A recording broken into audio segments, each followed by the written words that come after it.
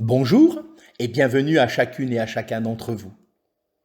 J'aimerais aujourd'hui considérer, à travers la première épître de Jean, au chapitre 4, les versets 16 et 19e. Voici ce que nous lisons. Nous avons connu et cru l'amour que Dieu a pour nous. Dieu est amour, et celui qui demeure dans l'amour demeure en Dieu et Dieu en lui.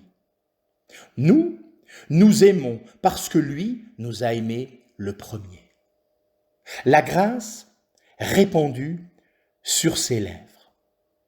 Autrefois, il était ordonné, tu aimeras l'Éternel, ton Dieu, de tout ton cœur, de toute ton âme et de toute ta force. Deutéronome 6, verset 5.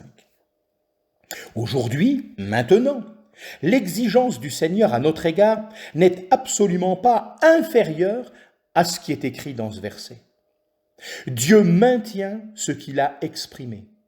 Un seul iota ou trait de lettre ne passera pas de la loi. C'est ce que déclare l'évangéliste Matthieu au chapitre 5 et au verset 18e de son livre. Il ne peut pas se contenter d'une mesure moindre.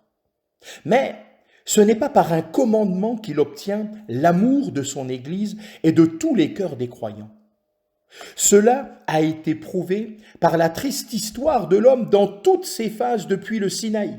Non, le Seigneur a un autre moyen de gagner nos cœurs et un moyen qui ne peut pas faire défaut. Il gagne notre amour en révélant le sien. Il réclame notre amour pour 3 raisons. Il a des droits sur nous parce qu'il peut satisfaire tous nos besoins par sa grâce. Il a des droits sur nous à cause de ce qu'il en est lui-même dans sa personne glorieuse. Et il a des droits sur nous à cause de l'amour qu'il a pour nous, amour qui l'a conduit aux profondes souffrances de la mort en notre faveur. Le psaume 45, au verset 2, déclare « La grâce est répandue sur tes lèvres ». Il parle au cœur du croyant avec des accents de tendresse comme beaucoup en ont fait l'expérience quand il était sur la terre.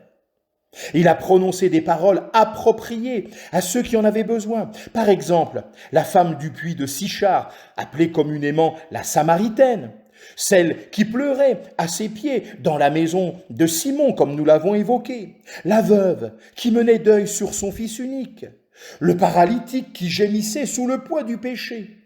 Que dire de Zachée et les enfants et bien d'autres personnes? Tous ceux-là ont reconnu qu'il était plus beau que les fils des hommes, à cause de la grâce qui était répandue sur ses lèvres. Notre expérience a-t-elle été moins bénie? Nous avons entendu sa voix prononçant des paroles de pardon et de paix à nos cœurs, autrefois troublés et chargés. La grâce s'est répandue de ses lèvres sur nous. Oui, nous savons par une expérience bénie quelle grâce est la sienne, comme si nous avions entendu sa voix nous dire « Toi qui es fatigué, repose ta tête sur ma poitrine, là, tout près de mon cœur. » Que Dieu vous bénisse richement.